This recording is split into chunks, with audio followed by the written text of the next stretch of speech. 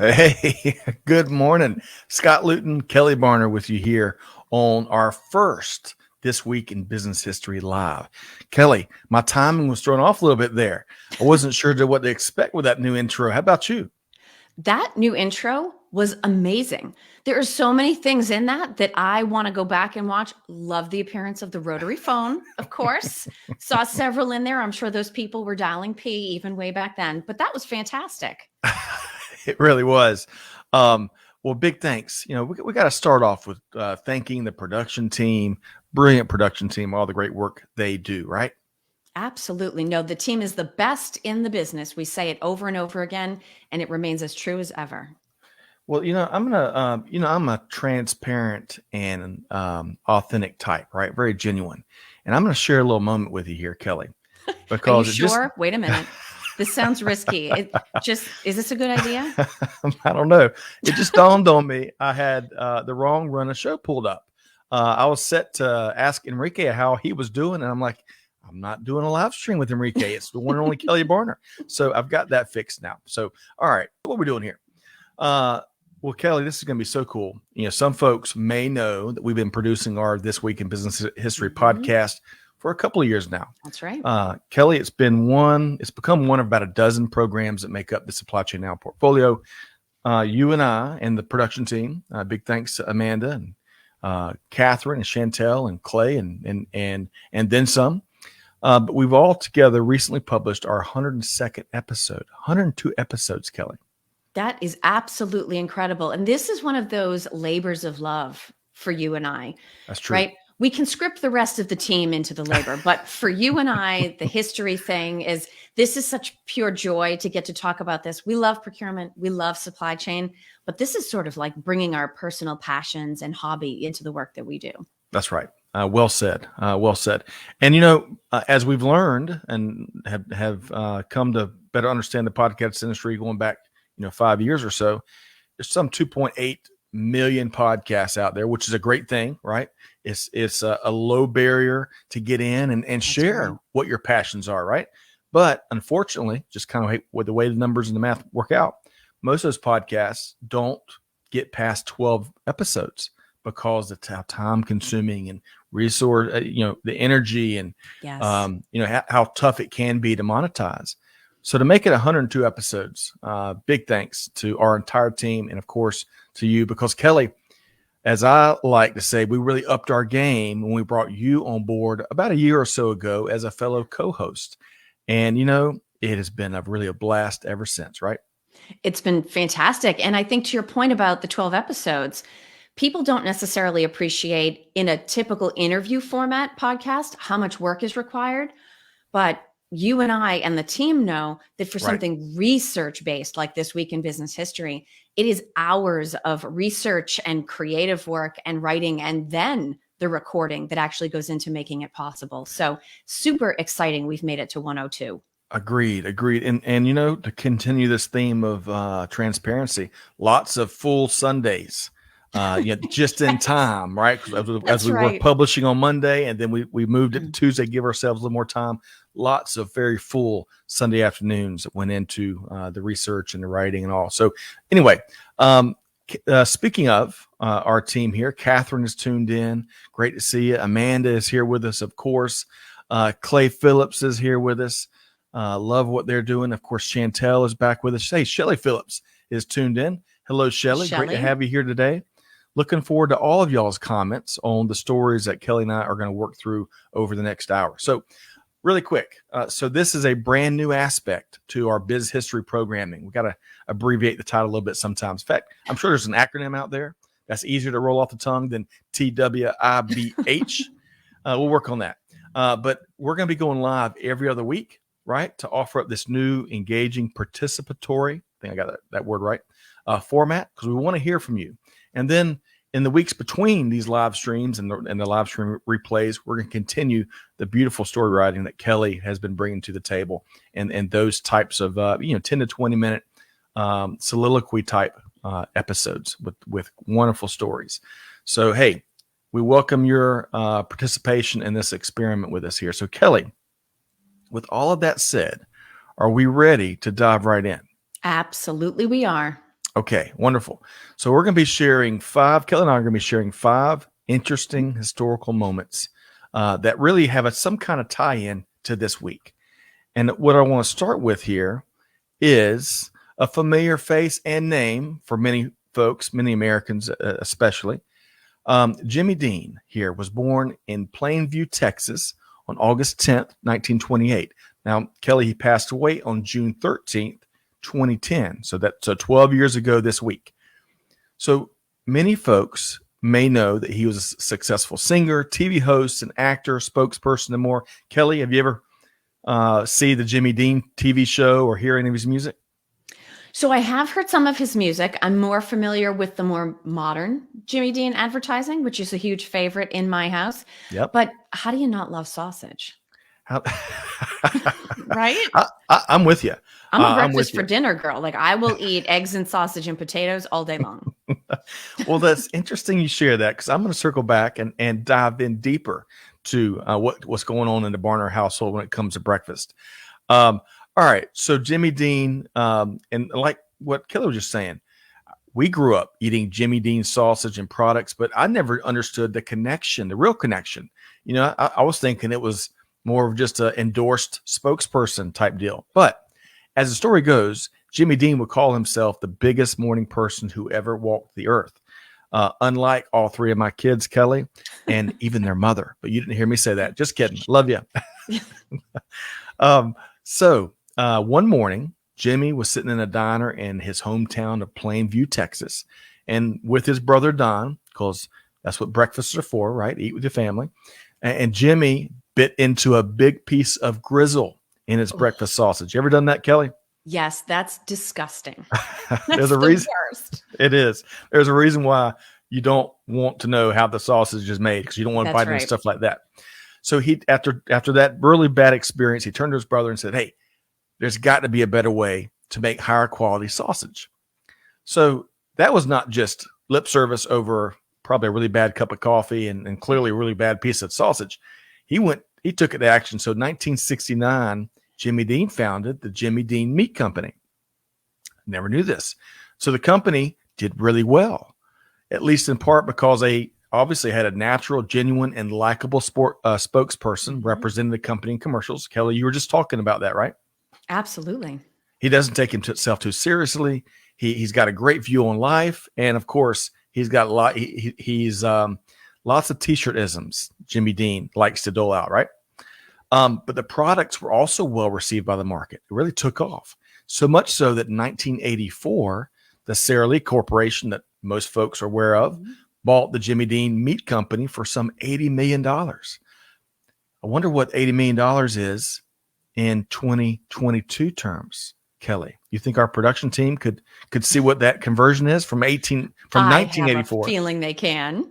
So let's check that out. From 1984, $80 million in 1984. Let's see if we can get a figure of what that is worth here in 2022, and not in Bitcoin. That throw off all the math. No, yes.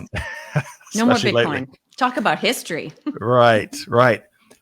So Jimmy Dean, though, so he sold in 1984. Jimmy Dean would ultimately be phased out of management duties and spokesperson duties altogether by 2002.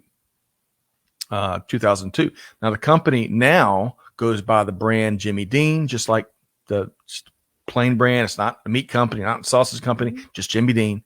And it's now part of the Tyson Foods portfolio of companies. Now, Kelly, you're really, it's like you knew exactly where I was going, because in 2018, as you were alluding to, the company reintroduced Jimmy Dean's voiceovers to the commercials. And they really, like you, I rank them up there. I love Publix's commercials, right? Yes. Especially around the holiday time. But man, I love how they're working Jimmy Dean's voiceovers and some of his views on life into these breakfast commercials. It is a work of art, I believe. Finally, and I want to get your take, but finally, Jimmy Dean was, as we're alluding to, was well known for his quick wit, sense of humor, his self-deprecation. In fact, I didn't capture it, so I'm going to have to paraphrase Kelly. He said, "If you ever see my act," as he was being asked why he started his company, the meat company, his response was, "Well, if you ever see my act, you'll see that I have a strong need to diversify."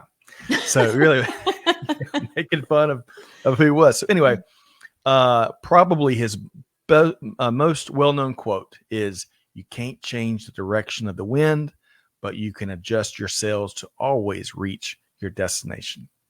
So Kelly, did you ever do that side of the Jimmy Dean story? I did not know that side of the Jimmy Dean story. I do love the commercials that come on. I can hear the little sort of jingle in my head, although no, I Right. will not sing it. I like when his voice comes in over them, but I do have to admit, Scott, my absolute favorite Jimmy Dean commercials are the ones with Big Mr. Sunshine. You know, the guy's wearing like the big sort of mascot costume thing, and he's like Mr. Sun. Those commercials are absolutely hysterical. The other thing that is so critical, and I know this is breakfast sausage, but I have a fabulous meatloaf recipe. People are welcome to message me for it. Okay. The number one secret ingredient that makes the biggest difference is putting breakfast sausage in for part of the Hamburg because the grind is finer. And I have a feeling that may result from Mr. Dean's experience with that bit of gristle that snuck through. Yeah. Interesting. Hey, let's all get Kelly's recipe. We're gonna be talking about recipes later in the show, and one that went viral in the early, before viral was a thing. But I love that, Kelly. You know what? I'm a big fan of meatloaf. I know some folks think it's boring. I could eat meatloaf twice a week like nobody's business. Really quick, Chantel. Hey, Chantel, welcome. Good morning. Great to have you here. Catherine, hey, I agree with you. That is such a great quote, because it really, to me, it speaks to, and Kelly, love your take. For me, it speaks to, look, there's so many things out of your control, right? Yes. That's life. But man, the things that you've got in your control, take advantage of it, right? Don't be a victim. Put your, trust your fate in life to what you can control and go to it. Amanda's a big fan of, I like the new Jimmy Dean commercials with the whiffs of breakfast cooking that wakes up everyone in the house. She also wants that meatloaf recipe. Catherine would like, hey, gluten-free meatloaf. I gotta have this recipe. It is. See, Catherine and I are like totally connected on the gluten-free thing. Yes, it is not a gluten-free recipe. I translated it a little bit, very minor changes, and it completely works. So absolutely, both Catherine and Amanda put meatloaf on the menu in your houses. Love it. And Clay is representing Greg White's POV here today. He loves Jimmy Dean. And that makes a lot of sense. Jimmy Dean grew up in the Midwest. Of course, Greg grew up in Wichita, which we're going to touch on here in a minute. But one last thing, I am a simpleton when it comes to breakfast, Kelly, and I don't eat sausage as much as I used to. But one of my favorite go-tos is, the sausage patties. Yes. Throw those in the oven, put them on a rack so the grease can drop down, right? So it's a little bit healthier. And then you toast a couple plain pieces of bread. And then you put the sausage and mustard between two slices of bread, toasted bread, and you've got the breakfast of champions, which not only I believe it's a breakfast of champions, but it's a great segue to story number 2, Kelly Barner. So are you ready to move from Jimmy Dean to, we're going to be talking about Wheaties. Tell us more, Kelly. So most of us grew up with this sort of expression, you've got to eat your Wheaties. And the Wheaties box is also famous for several marketing things that we will talk about. Of course, we've got Muhammad Ali here. They've always put some famous sports figures. They were sort of a pioneering marketer from that perspective. Right. But the reason that I really like Wheaties, and the reason we're going to talk about it today, goes all the way back to the beginning. So George Cormick, on June 17th, 1870, he gets credit for creating Wheaties. I'm giving you air quotes for anybody listening in later. It's probably a bad podcast tactic. But he's not actually the inventor. So someone else whose name has been lost to history accidentally invented Wheaties by dropping a little bit of gruel on a skillet in the kitchen. And when the gruel hit the skillet, it sort of sizzled and turned into a little flake. Okay. And so this dietitian thought, okay, maybe there's potential here. Now, one of the things I love most about history is the weird stuff. So back in the 1920s, there was sort of this bizarre health nutritional revolution going on. This is when all the cereal companies were starting to get big. people were starting to understand that not only eating wheat was good for you, but this idea about bran, again, bran. And so it took them a very long time to formulate these flakes in such a way that they were healthy, they could be mass produced, and that people would actually buy them. So they were initially brought to market. It was George Cormick that actually made them commercially viable, and people were not interested. So this is where we start to get into the marketing. They brought in sports figures, although the first sports figure actually didn't figure until 1958. So that was a little bit later in history. But much earlier than that, the very first song or jingle in a radio commercial was for Wheaties. Really? Yes, they pioneered that. So not only did they figure out how to make a healthy, palatable, commercially viable breakfast cereal, but they also were mavericks from a marketing standpoint. And that jingle was really part of what helped the cereal brand take off and get people to try it and start eating it. And it's still made today. Wow. Well, anytime I hear about Wheaties, I think about, Kelly, we used to go into schools a couple of years ago for a couple of years and talk supply chain, right? One of our favorite topics mutually to talk about. Yep. We had a supply chain 101 program. And on the front end of this, of these sessions with third, fourth, and fifth graders, I would at least initially, I'd start off by saying, okay, everybody, y'all eat your Wheaties because we got a lot of stuff to get through. And I got all these glazed over looks. These kids, many of them had never heard of Wheaties and clearly weren't eating Wheaties. So I had to, Kelly, one of my 17 references, I had to update, right? I had to go to Pop-Tarts or something else. But Wheaties is still, as we both know, iconic. And I love the way they've used. I mean, is there really a cereal that has used their front of the box in a more iconic, strategic, massively branded way? I mean, really? I don't think so. And the only other thing that came to mind when I was rereading this story, anybody that's about our age, Scott, probably grew up watching some of the best clips of the funniest phase of Saturday Night Live. And there is a Jim Belushi skit where he's sort of like the anti-Wheaties, and it's actually these little chocolate donuts in a box that looks just like Wheaties. And of course, he's not necessarily got an Olympic physique, but he's out there sort of doing these track and field events. And then at the end, he's talking about his championships and how he's performed in eating his Wheaties. And he's smoking a cigarette while he's eating the big bowl of chocolate donuts. So not legit, but I think that's a very close second in terms of societal impact and staying power are those Saturday Night Live mock commercials. You're not real until you're mocked. Right. So that tells us how impactful the Wheaties box front is. I love it. Of course, Jim Belushi, one of the all-time greats, yes. Going way too soon.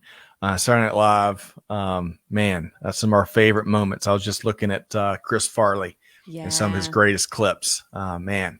Okay, so we've got a quick update to give from our incredible production team. So that $80 million, Kelly, that going back to our first thing, that Jimmy Dean sold in 1984 for $80 million, his Jimmy Dean Meat Company that he built from the ground up. That's worth about $225 million in 2022 dollars. And if you blink, it might be worth like 400 the way things are going, right? In this inflation economy. That's right. Okay. So are you ready to move right along? I am ready to move right along. All right. So we're going to go. Actually, hang on a sec. I got a question for you and all the folks that are tuned in. All of them, thousands and thousands of folks around the world tuned in for This Week in Business History Live, right? So questions there is, growing up, what was your favorite cereal or breakfast item, Kelly?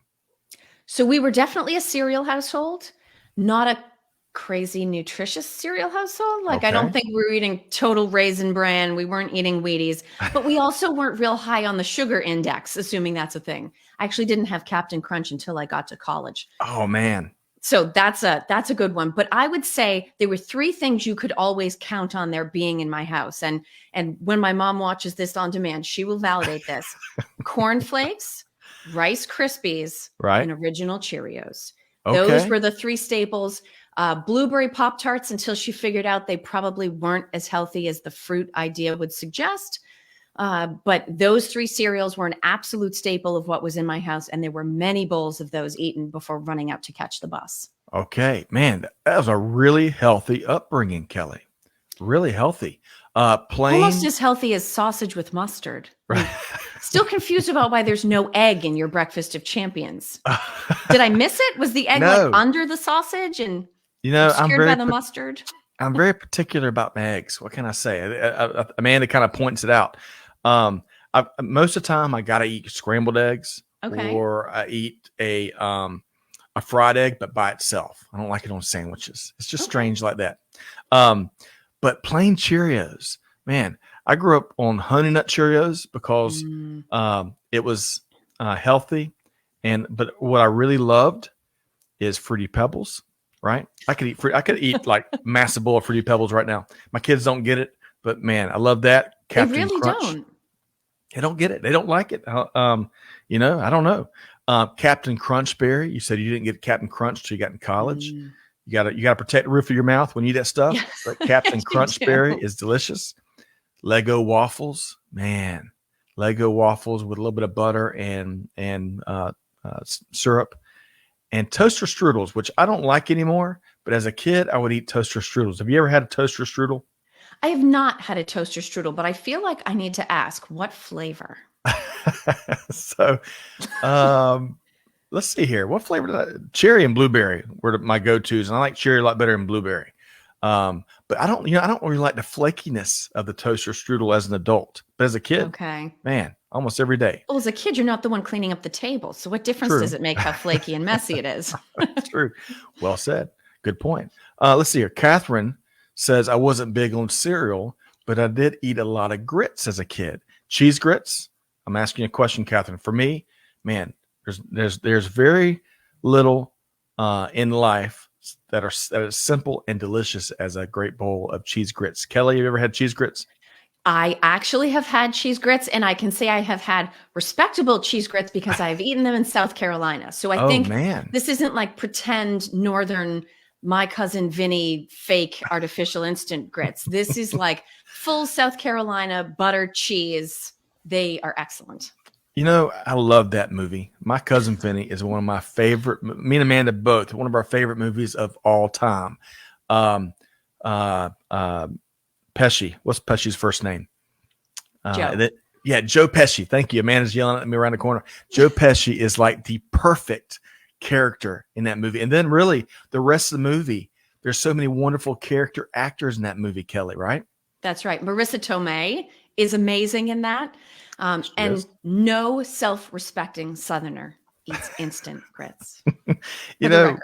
Speaking of Marissa Tomei, that scene in that movie where she is the automotive expert and she has to prove it. That is it's one of the great scenes. I mean, there's so many in that movie that really still gets us after the 3,000th time of watching it.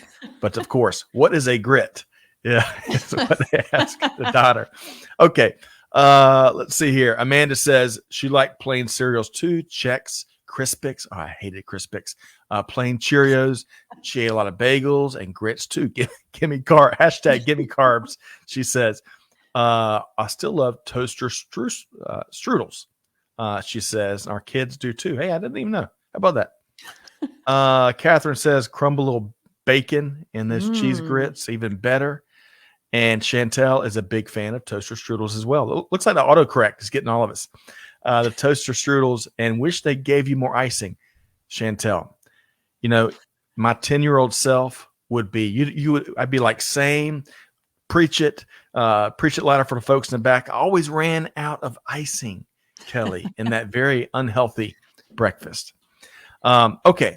So Kelly, let's move right along because we've got to get into, the theme for the first two items here on This Week in Business History Live was obviously breakfast, right? I think we collectively took a walk through, the 1980s. All of us did. But the second half, the next three items are really going to be, the main theme there is staples of your childhood sleepover. We're going to be talking pizza, video games, and cookies. in ways that they all relate to business history this week. So we're going to talk next about one of my favorite things in the whole entire world, pizza. Now, this here is the birthplace of Pizza Hut. And I'm going to circle back on that side here in a second. But Kelly, on June 15th, 1958, Pizza Hut is founded in Wichita, Kansas, home of Greg White and many others. Two brothers, Dan and Frank Carney, borrowed $600 from their mom to open a beer and pizza joint. And in fact, as some of the stories go, it was a landlord that needed something to go into an unrented place, and that's what prompted them to go ahead and take a flyer on it. They had very limited room for letters on the sign. Look at that sign. I'm assuming that maybe Pepsi was one of their first business deals, so that had to go on there. And then what do you fit in the rest of that space that can be seen from, the sidewalk and the street? Pizza had to be in it. So could you imagine how they had to brainstorm? Because what else, Finger Hut, I think, is the only company I can think of that has Hut in the name. Can you think of another one? I can't. And it's not like we use the word hut a lot. Right. Very few of us, even in today's real estate market, are, shopping around for a nice hut to move into. Right. You're so true. But they had to find something that worked and it fit on the sign. And there it was, a very succinct name, Pizza Hut. Well, it took off right away. In fact, in 6 months, they had a second location. By 12 months, they had 6 restaurants. And less than 2 years from the time they started the business, they began franchising. Less than 20 years after starting Pizza Hut, Kelly, Dan and Frank Carney sold the business to PepsiCo. I didn't find a dollar figure there, but I bet it was for a healthy sum.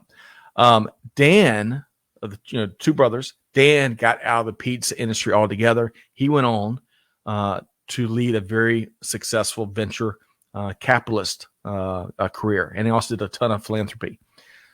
Frank, though, would be a big investor in 1997 in Papa John's.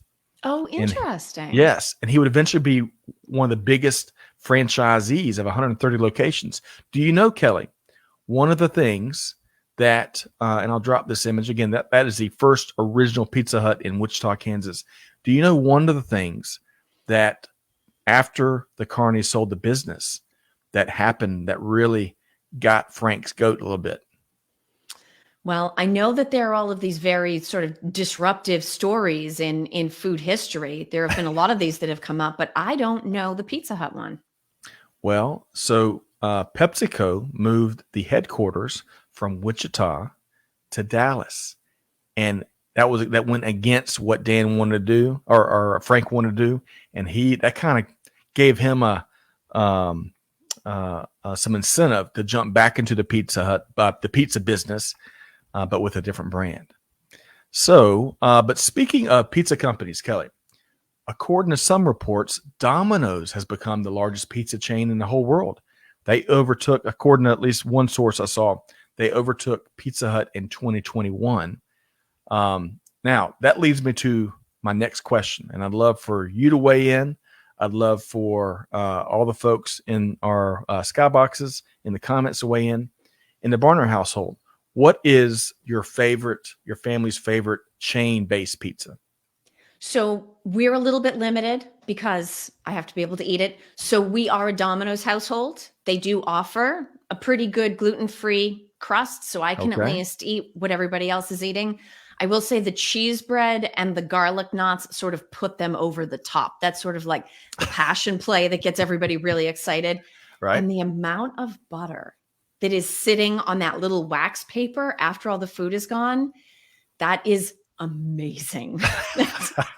You have to carry the box very carefully out to the garage so that you don't leave a trail of butter behind you. But we are a Domino's household. Well, it's interesting because Domino's, in my view, and of course they've marketed it, they've really gotten a whole lot better in the last couple of years. They've kind of reinvented their pizza recipes, and we've ordered more Domino's than maybe I ever have in my whole life. But that thin and crispy Pizza Hut pizza with pepperoni and jalapenos, holy cow, Kelly, I could eat that. Sadly, I could eat that every day against my doctor's wishes. For sure, but it is really just that good. It's that crispy, It's not New York style, but it's that crispy, that crunch. Oh man, so good. Sunglasses Hut. So there's so third Hut. So Pizza Hut, Finger Hut, and Sunglasses Hut. But I'll be darned, I couldn't think of anything else. No. To your point, because Hut hasn't really been part of the lexicon beyond these maybe these three brands. At least I think without them, the word would be gone. I agree with you. Amanda says, I used to love getting Papa John's for the garlic butter dipping sauce alone. Man, we're going to have to get pizza tonight, Kelly. But wait a minute. We can't make pizza. I need to know this because there's a very big question that goes with pizza. Yes.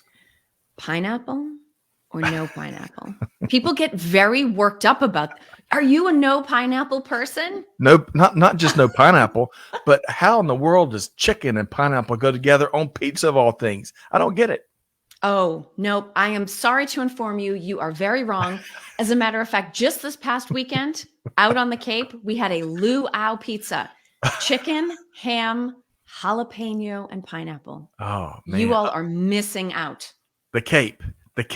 That sounds Cape Cod, so yes. Kennedy-esque. Living a life of luxury. I love that, Kelly. We got to have pictures. Did you have really cool shades and have things kind of wrapped around that tied right there?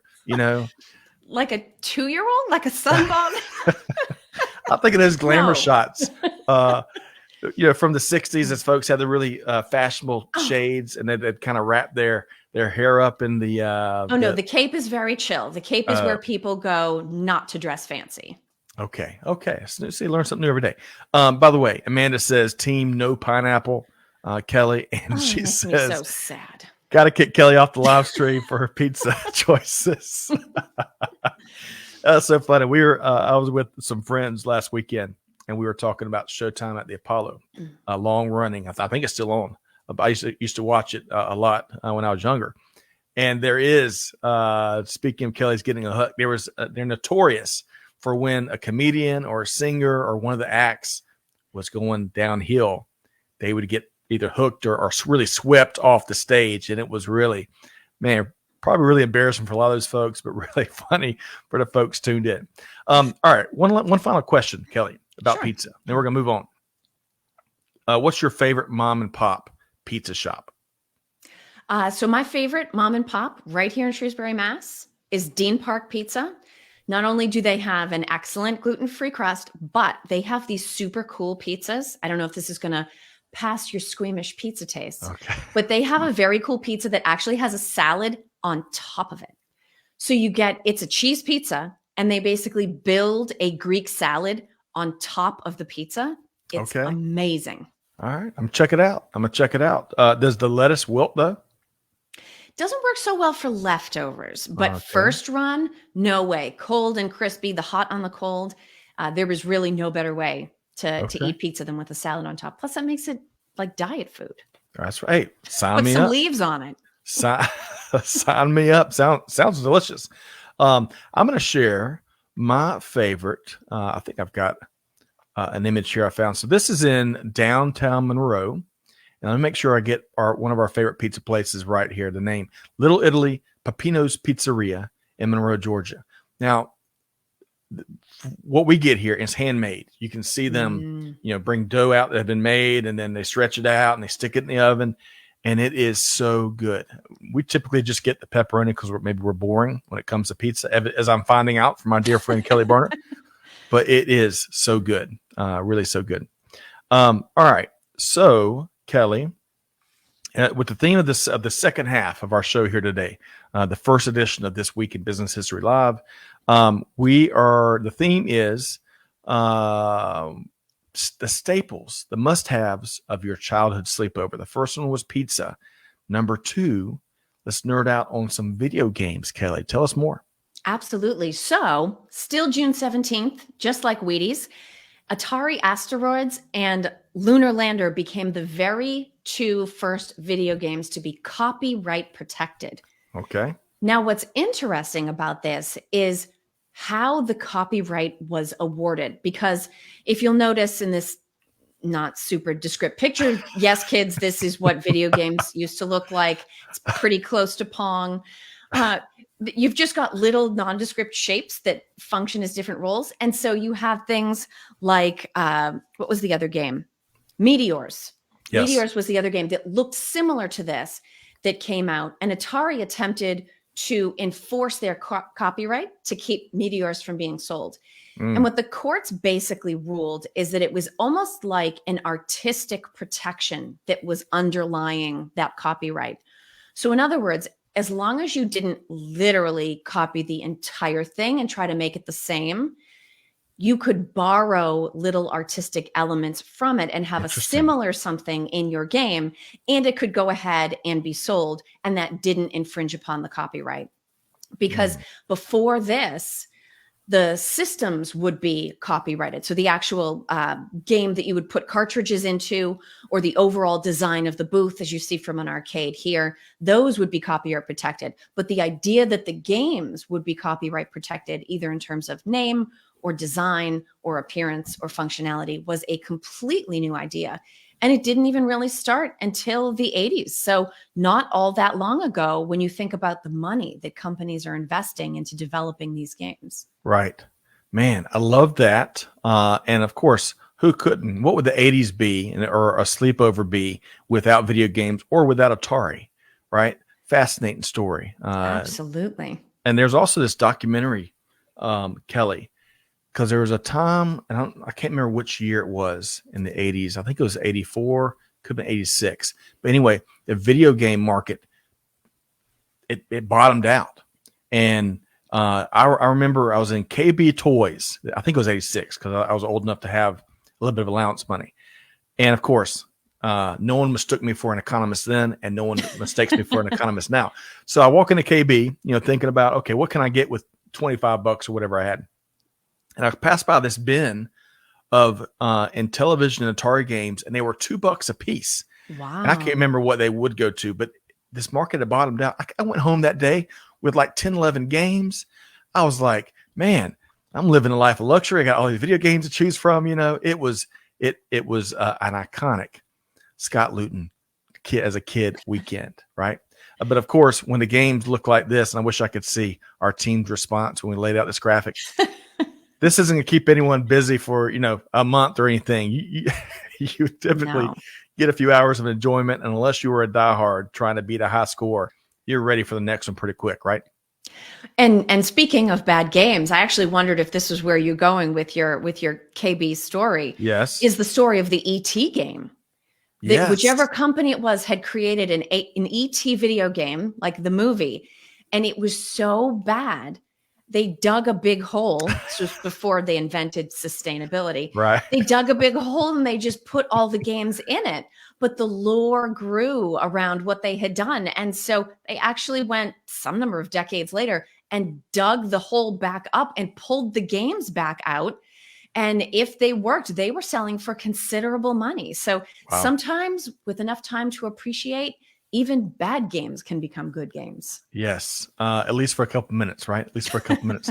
And there's some great documentaries. So folks, if you love video games, we have Netflix and Hulu and of course, Amazon. There's some wonderful documentaries dedicated to that early golden age of gaming, especially the Atari story. There's a whole documentary on the ET game, Kelly, I'd forgotten about. So y'all check that out. But question for you, and all of our friends there in the skyboxes in the comments. Kelly, what is one of your all-time favorite video game or arcade game? No question on this. The original Super Mario Brothers. I was in the era where you would play it for so many hours. You would get to school and compare your thumbs with your friends because you'd have imprints from the little arrows. And finally beating the Koopa or whatever it was called at King the final Koopa. level. Exactly. At the final level of Super Mario Brothers. That was like a coming of age moment when I was in middle school. So hard to mess with the classics. And that was you're referring to the D-pad. I told you I was a nerd out. I was a big old video game nerd. I'd get the Nintendo Power magazine. I never got into Legend of Zelda because that was also a big popular game around that time that you're talking about. So you were a Super Mario super fan. Yes. I'm going to share. So Intellivision, which preceded Nintendo, that came out in the 70s and early 80s. B-17 Bomber was one of my favorite games there. It was one of the first talking games. Nintendo for me, it was Akari Warrior or Contra. You ever play those, Kelly? I did not play those. Okay. Up, down, down, left, right. A, select, A, B, start was how you and your friend could get 30 lives. It was one of the first cheat codes. Sega Genesis. I warned you I was going to nerd out. Sega Genesis, Tony La Russa. Baseball, of course. John Madden started on Sega Genesis before it took over the world. And then Super Nintendo. How about this, Kelly? You ever played the James Bond multiplayer on Super Nintendo? No, I've not played it. Oh, man. The rocket launchers, the sniper. Oh, all right. We're going to have to introduce you and your kids to some classic games that will still entertain to this day. How about that? We had the big pad that went on the floor. Remember, if you got the certain setup, you had the Nintendo, you had the gun like for Duck Hunt, and then it came with the Olympics pad, and you would play all the Olympics events. And we figured out that if you wanted to run fast, you didn't actually have to pick your feet up. You would just sort of do this like pumping rhythm, and your little person would shoom. You know, there's a reason. Over hours. There's a reason why things like that were introduced around the same time that the camcorder, so you could catch people in the act doing crazy things them later. Yes, that's right. All right, really quick from Amanda. She says, I am not a big video game person, but my brother was, and he and I used to play Super Mario Brothers all night long on Christmas Eve while we waited for Santa, and then woke up her parents at 4 a.m. That's sleeping in. 4 a.m. I don't know what about you, Kelly. What time do your kids get y'all up? Not quite 4 a.m. We always explain, time zones and Santa's travel time, and of course, supply chain holdups. Santa couldn't possibly have been to our neighborhood until at least 5 a.m. So buy a little time there. Love it. Okay, so trivia question for you, Kelly. Do you happen to know where Whitman, Massachusetts is located? Oh, yes, I most certainly do. It's on the South Shore. Okay. Now, how do you know? How do you know where Whitman is? Because my cousin lives there. Oh, really? It's Massachusetts. We're all related. All right. So, topic number 5. So we've talked pizza, we've talked video games, and now we're talking sugar, or in this case, in the form of chocolate chip cookies, and in particular, the world famous Toll House cookies. Kelly, back in 1937, Ruth Wakefield was running the Toll House restaurant in Whitman, Massachusetts. She was making a batch of cookies and opted to experiment a bit by mixing in some broken pieces of Nestle semi-sweet chocolate.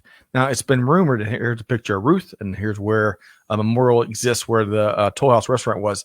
Yes. It's been rumored that it was an accident. She might have hit her elbow and dumped in all these things, but she later would say that it was very intentional. She had been to Egypt and came back inspired to experiment with new cookies. The chocolate didn't melt like many folks in the kitchen with her thought it would.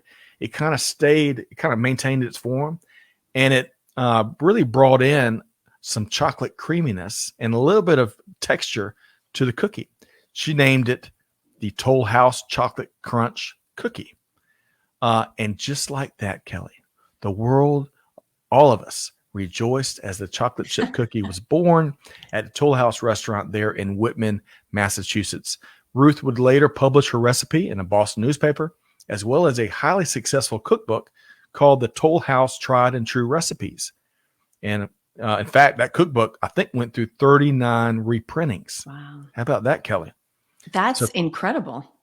Isn't it, though? So she must have been she was a chef. She must have had all of her stuff, must have been really good for her cookbook to be that popular. But between the newspaper and between that cookbook and between just how delicious chocolate chip cookies are, it became viral, a sensation. Maybe much like Kelly Barner's meatloaf recipe is going to be after today's live stream. Who knows? And one variation I have to encourage people to look up. We simply call them Toll House pan squares. Interesting. I don't know if anybody's ever had a blondie, right? Everybody's had a brownie, hopefully. But if you've had a blondie, it's sort of like a vanilla version, slightly denser, more like a cookie texture, But Toll House Pan Squares is sort of a variation on her original cookie with the semi-sweet chocolate chips. I believe nuts, walnuts are in the original recipe, but you make them on a sheet and you cut them sort of like you would cut brownies, but they're not sort of gooey. I'm an edgy brownie person. I know some people are middle of the tray, fudgy brownie people. I like the corners, but Toll House Pan Squares sort of cook and cut like brownies. But once you're eating them, they have a little bit of crunch to them. They're really good. I'm with you. At least part of the way.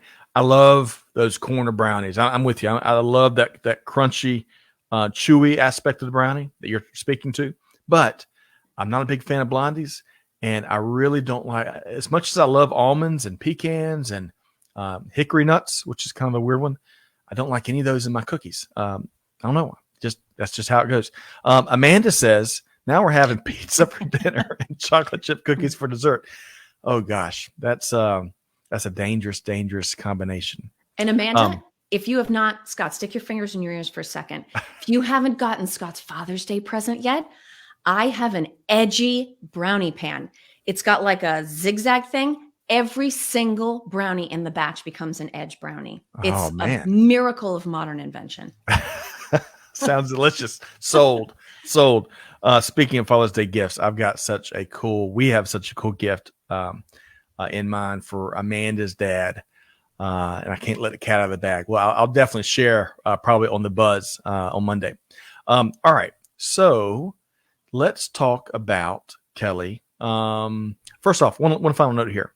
Unfortunately, where this marker is in Whitman, the building had burned down. I think back in the 80s or 90s, I believe. Yep. So they can't, celebrate the building, but they put up a great marker here, which is really cool to the work of one Ruth Wakefield. All right. So speaking of this week in business history and kind of it's going to be like Coca-Cola in the 80s.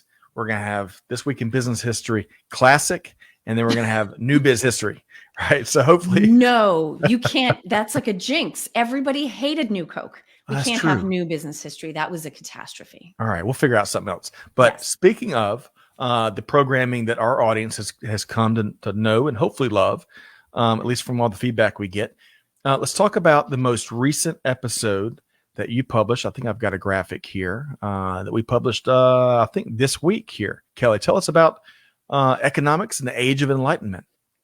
So you can't open a browser, pick up a newspaper, touch your smartphone without getting the latest economic news. But it's not a new practice. And so it was sort of interesting timing that as I was researching business history milestones, I came across Adam Smith's, not birth date, because back in the early 18th century, they didn't track birth dates, but what they did track was baptism dates. So on June 16th, 1723, Adam Smith was baptized. He was Scottish. His dad had passed away a couple of months before he was born, and his mom raised him to be this super academic-minded guy.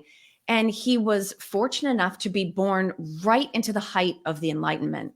So there were a whole range of phases kind of working their way through history at this time. We went from the Renaissance to the Scientific Revolution to the Enlightenment to the Industrial Revolution. And he was one of the great thinkers during the Enlightenment, a period which also included the American and French revolutions. So worldwide change. And two of the things that I covered in this week's episode that I think people need to know about, this is the important thing about business history, is that what's old is new again. Adam Smith wrote about the invisible hand. And this was this idea that if we just sort of leave the economy alone, please, everything will work itself out over time. Too much intervention actually makes things worse. That's the idea that he's most famous for from his book, The Wealth of Nations. But what people might not know about economics back then was that it wasn't necessarily considered a pure science. It was considered part of philosophy. And so in his book, he doesn't just talk about markets and currency and trading and government involvement. He also talks about his own approach to philosophy and what motivates people. So what was revolutionary about the approach that he took in the book was that he said, listen, leave people alone and allow them to be selfish.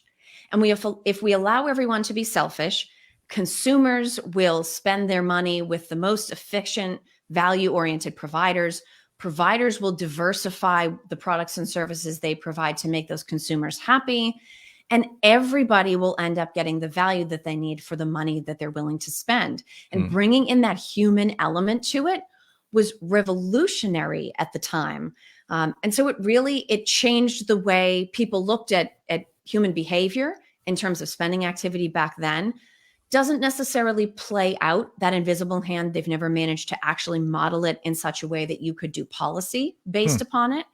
But it absolutely is a force that we're aware of today. And I know it's one of our favorite stories. You want to talk about the invisible hand. That invisible hand snatched all the toilet paper out of stores at the beginning of the pandemic, right? Because people came in and they started just acting based on the news that they had heard. Right. And over time, it does take time, but things level themselves off.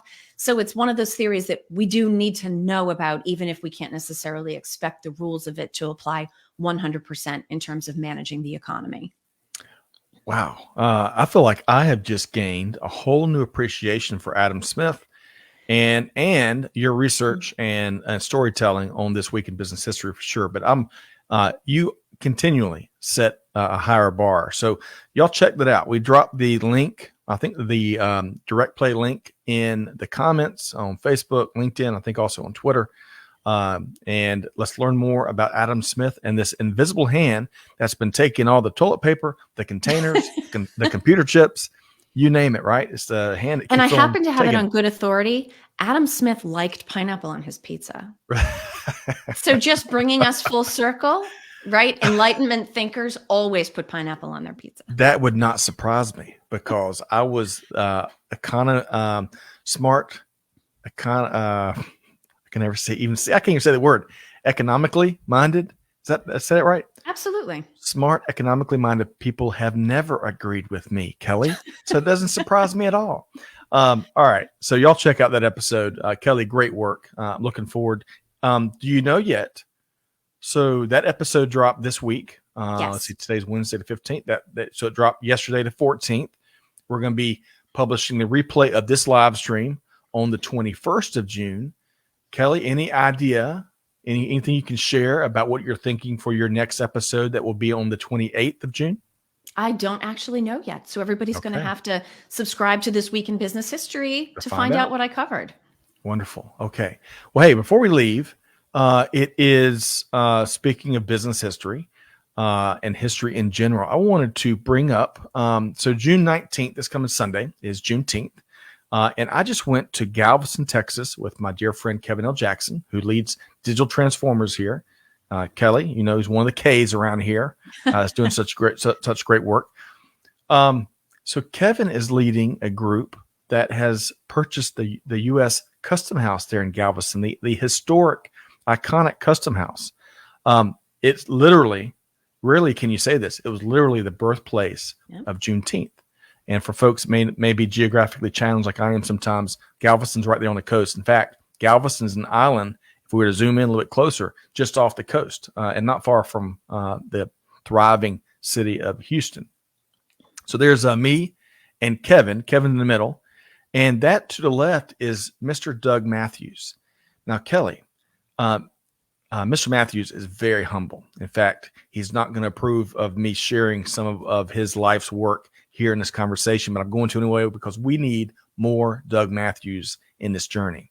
So Doug there, he for 43 years, he has been advocating, sharing, leading the Juneteenth movement, which of course celebrates, for folks that may not know, it celebrates the end of slavery for all across the U.S.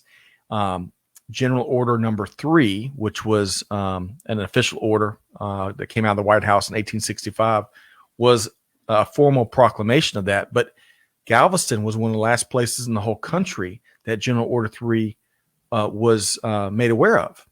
And so that's what makes the U.S. Custom House there and Galveston in general so important when it comes to recognizing their place in history. But so back to Mr. Matthews here, 43 years. he has been dedicated to growing this national holiday, which was just made a national holiday a couple years ago. But as if that's not a lot of work, he also served as he was the first Black city manager in all of Texas, as he served as city manager for Galveston. And he spent 6 years becoming in the Catholic Church. I want to say deacon. It's not a deacon, but anyway, he gives a homily once a month, and you've got to work for 6 years to attain that voluntary position. So then you can do more work. So it's amazing. Someone shared this one time on a podcast with me that those that give usually don't just give once; they keep giving and giving because it's in their DNA. And I got to tell you, having the opportunity to not only in a very firsthand way be on site and kind of take in this historical site that is U.S. Custom House and catch up with Kevin, man, to meet ongoing, timeless volunteer servants, public servants, volunteer leaders like Mr. Doug Matthews.